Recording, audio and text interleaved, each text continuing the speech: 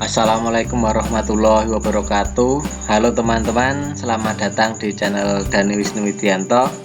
Pada kesempatan kali ini saya ingin menjelaskan tentang cara kerja fuel metering valve pada sistem bahan bakar common rail.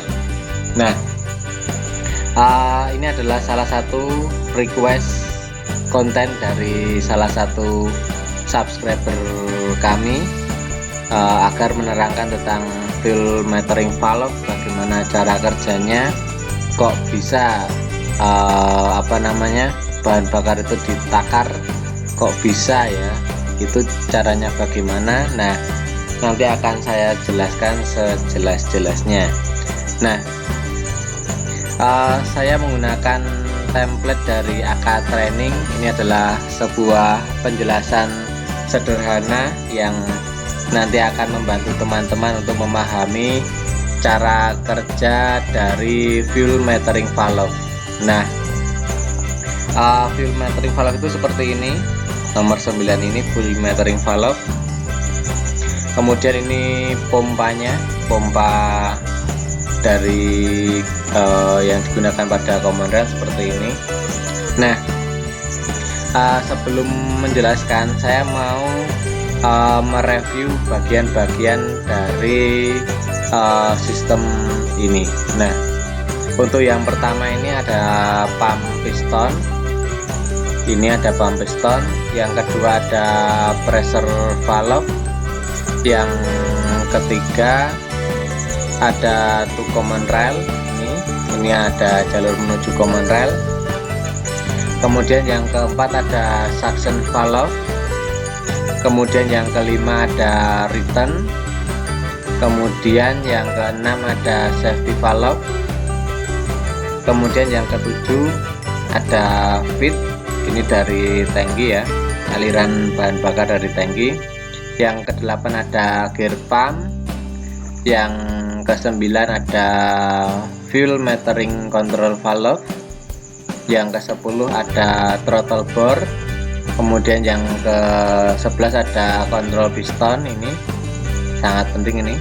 Kemudian yang nomor 12 ada lubricating oil bore ini. Dan nomor 13 ada high pressure pump. Nah, ini high pressure pumpnya seperti ini. Nah, bagaimana cara kerja dari fuel metering valve? Jadi sistem common rail itu bekerjanya secara elektrik ya. Itu di common rail ada yang namanya pressure sensor. Dia mengirim sensor tekanan dari common rail itu ke ECM, atau ECU. Nah, kemudian dari ECU itu nantinya dikirim perintah ke fuel metering valve ini. Nah, jadi bahan bakar dipompakan oleh gear pump ini, kemudian menuju ke sini sesuai yang saya tunjukkan ini. Kemudian di sini ada throttle bore, ini mengatur kecepatan aliran dari bahan bakar.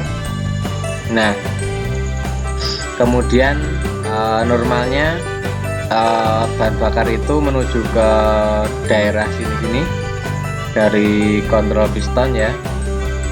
Ini posisi kontrol pistonnya seperti ini. Kemudian ketika di sini tekanan tinggi, maka dia bisa menekan ke kanan. Namun saat kondisi fuel metering valve itu membuka, itu maka tekanan itu lebih mudah untuk bahan bakar itu kembali ke return atau kembali ke tangki. Nah, itu kondisi yang pertama saat fuel metering valve itu membuka. Nah, untuk kondisi yang kedua, saya akan jabarkan ini kondisi yang kedua. Jadi sama seperti tadi, bahan bakar dipompakan oleh gear pump. Kemudian bahan bakar menuju ke throttle bore. Nah, di sini karena fuel metering valve itu menutup, maka bahan bakar tidak bisa kembali ke return lewat sini. namun bahan bakar itu menuju ke area depan kontrol piston ini. Nah, bahan bakar memiliki tekanan tinggi pada kontrol piston ini sehingga menekan piston ke arah kanan, maka kontrol piston ini akan menekan spring sehingga membuka jalur ini di sini dan bahan bakar menuju ke pump piston. Nah, ini ada dua jalur, ada jalur ke kanan dan ada jalur ke atas ini. Nah, untuk jalur ke kanan ini merupakan jalur bahan bakar secara normal, yaitu melewati suction valve. Nah, untuk yang ke atas di sini digunakan untuk lubricating atau pelumasan dari bor dari piston pump ini. Di sini ternyata di sini juga butuh pelumasan, namun pelumasan ini menggunakan solar ya, sistem pelumasannya, karena solar juga memiliki kekendalan tertentu dan memiliki sifat pelumas, maka dia juga bisa melumasi piston pump. Nah, kemudian bahan bakar menuju ke suction valve ini dan menempati area depan piston pump ini. Nah, kemudian ketika high pressure pump itu berputar, shaftnya berputar, maka dia akan menekan bahan bakar menuju ke ini pressure valve dan menuju ke common rail. Nah, itu secara singkat ceritanya seperti itu. Jadi sangat mudah bukan untuk dipahami. Jadi ketika pressure sensor yang ada di common rail itu mengirim sinyal ke ECU, maka tekanannya kurang, tekanan dari common rail kurang, maka dia butuh supply, maka fuel metering valve itu menutup. Nah, ketika tekanan pada pressure sensor di common rail itu menandakan bahwa tekanan itu tinggi, nah maka dia mengirim sinyal ke ECU, kemudian mengirim sinyal ke ini fuel metering valve untuk membuka. Nah, membuka seperti ini. Nah, di sini tadi sebelum saya jelaskan bahwa untuk ketika ini fuel metering valve ini membuka, dia kontrol piston ini tertekan ke arah kanan, ke arah kiri, ke arah kiri, sehingga jalur di sini menutup. Nah, seperti itu.